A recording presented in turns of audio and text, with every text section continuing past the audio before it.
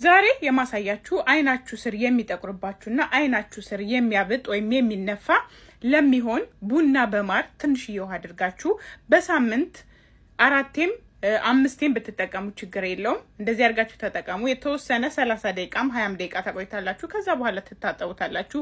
አይን ስር ጥቁረት ባይ ባይ። አይናችሁ ስር ጥቁረት ካስቸገራችሁ ተጠቀሙ፣ ትወዱታላችሁ። መልካም ቀን። ላይክ እና ሼሩ እንዳይረሳ። ወዳችኋለሁ። ስለዚህ ቤተሰብ የሚያስፈልገን ይሄኛው ኒስካፌ እና ምንድነው ማር ነው። ከዛ ከኒስካፌ እንደዚህ አርጋችሁ 1 ማንኪያ ታረጋላችሁ። ኦኬ። ከዛ ማር ነው። የትኛውም አይነት ማር መጠቀም ትችላላችሁ።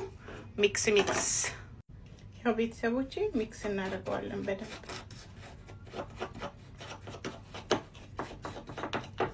ከዛ ቺን ለ2-3 ቀን 4 ቀንም ይጠቅማችኋል። አሁን ይሄ ባንድ ያጨርሱትም። ለምን ፍሪጅ ውስጥ አታስቀምጡት፣ ከፍሪጅ ውጭ አስቀምጡት።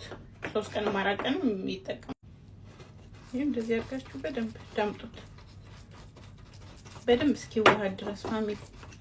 የኛ የኢትዮጵያ ቡና ትንሽ ከርታ ስለሚል ብዙ ጊዜ ለፊታችሁና እንደዚህ ለአይን ስር ምናምን ስትጠቀሙ ይሄኛው ኒስካፌውን ተጠቀሙ።